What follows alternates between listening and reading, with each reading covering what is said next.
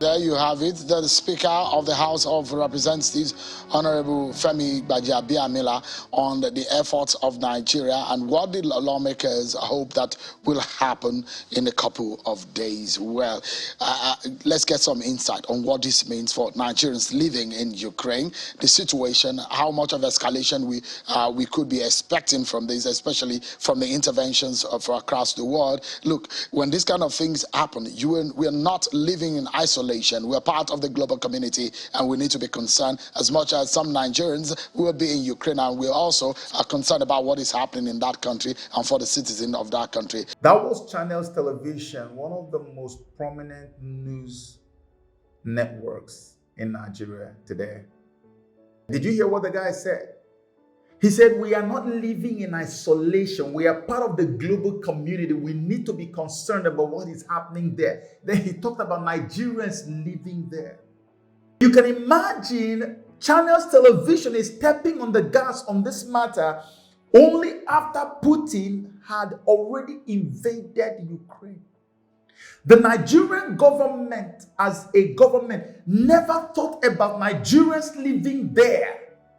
The media never thought about shining the light on this matter to wake a slumbering and sleeping government and its legislative arm up to their responsibilities over their citizens who are abroad, especially in troubled regions. No, they kept on regurgitating whatever they hear from CNN, which is the same thing I keep talking about every day. They didn't think it was okay to do their own independent research, to even have a forecast, to think about this. And when you want to talk about what is happening outside of Nigeria, Nigerians will say, oh, my friend, leave those things. Talk about home. Has anybody seen that? The moment you want to do anything international politics, Nigerians will descend on you. They will come after you. What is this man doing? Leave America where they are. Leave Europe. Talk about home. Talk about what is happening in your backyard. Talk about what is happening in this place. But every single thing that has to happen with their lives, every single decision made in their government, every single thing that happens in their politics, it is determined overseas. If they say they don't know, then they are not members of the human community. Who does not know that the West controls literally every move that governments in Africa makes? Even the oil that gives money to states in Nigeria, you have to sell it abroad. You don't sell it to different states to collect money. You sell to foreigners and collect their money and give to states in Nigeria. Every decision that is made on the local level, it always stems from something that has taken place on the international level. But when you want to educate our people, they say, no, don't educate me. Hey, I don't want to hear. Tell me about what is happening back home. Look at Shehu is talking about this now. Thank God for his life that he even remembered to talk about it. On the 24th of January 2022, 24th, you can see it on the screen. I made a Twitter post and I put there, I said, alert. If you have a child, brother, sister, or any relative who is schooling or engaged in a long-term assignment in Ukraine, please make frantic efforts to get them out of there. War with Russia now looks very likely and could potentially snowball into a world war. Read my lips.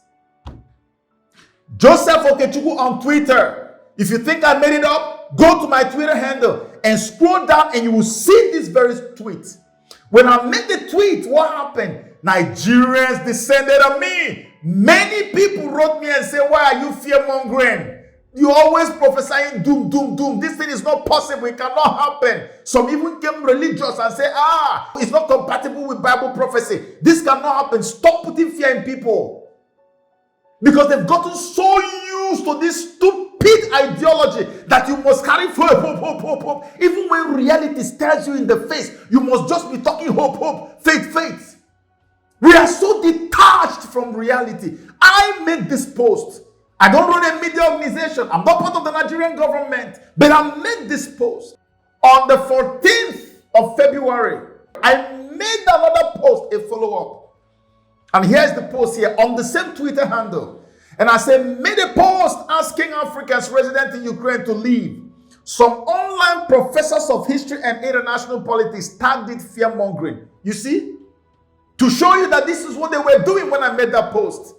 Today, more than a dozen countries have asked citizens to leave. International flights have cut operations.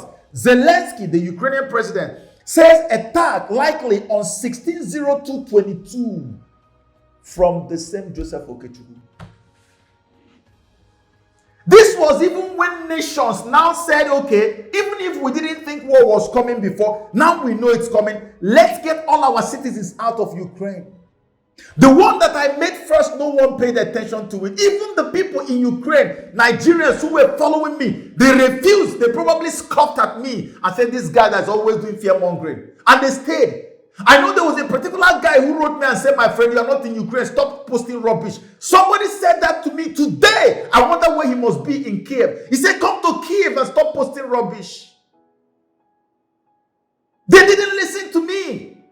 I made it again, repeated it. They didn't listen to me. Nigerian government didn't do anything. I'm not in Ukraine. Okay. My younger sister is, and I've been communicating with her for the past few days, you know, trying to, in fact, before things got to this point, we're trying to get her a ticket. Because prior to that, we were waiting for, you know, Nigeria to give the confirmation or, you know, give a statement saying Nigerians in Ukraine, it's time for you to leave. You know, that's just what we're waiting for. So that, you know, in case of necessity, you know, if you have to go back, you have the backing of the government, you know, that kind of stuff. So unfortunately, it got to this point where people had to run away from Ukraine, you know, and initially she was in a bunker, I think a metro station. They were camped there waiting for a train and they couldn't get one. They had to go back home. Right now, in the house where we live, I was initially at the basement, but we have a lot of people there, so I had to excuse myself and just to make this call. But I was asked by the house manager to switch off the lights because we are hearing that the Russian troops are already here. So we don't want to draw any attention right now. They waited until the last minute when it was too difficult. That's when we now hear people talking about it. So I made a video post. A lady commented under my video on YouTube. He said, I am in Ukraine bunker watching this. The Lord is still keeping us. So she watches me. I wonder if she saw when I talked about it, because I didn't just make a post. I also spoke about it in my video. And another guy also, I don't know if it's a guy or a girl, wrote and said, stuck in Ukraine with many other students. Pray for us, please, people of God. And now here's this post again. Russia versus Ukraine crisis. Fleeing Nigerians reportedly denied entry into Poland. Exactly why I wanted these people to leave early. Because if you are leaving early, you would have processed your document early enough to be able to move from Ukraine. If Poland didn't accept you, some other countries will accept you. But when there's an emergency, only natural citizens of Ukraine will be allowed into Poland. The rest will have to go to refugee camp, or they will have to face the missiles coming from Russia. How do you think I should feel when these things happen like this? When we talk, people think we just talk too much. Look at it. Shemu is talking about it now. Channels television. Channels about the most prominent in the country. But Miller and his people, I'm sure they just want to start talking about when Nigerians are stuck, when nobody can enter there, when the airspace has been closed to civilian flights. That's when Nigeria wakes up to talk about its citizens. And you call it a nation. How? It's a shame. Our people have been groomed to a point that they never make any move until the bullet is just only inches away to their forehead. Inches like this, just like this close. That's when our people make moves.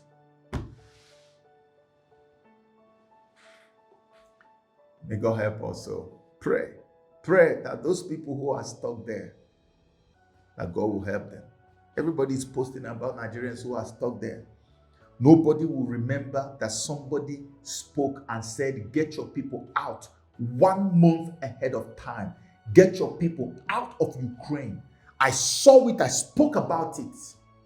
I've always done this for my people, but they don't pay attention to it. God help all of us.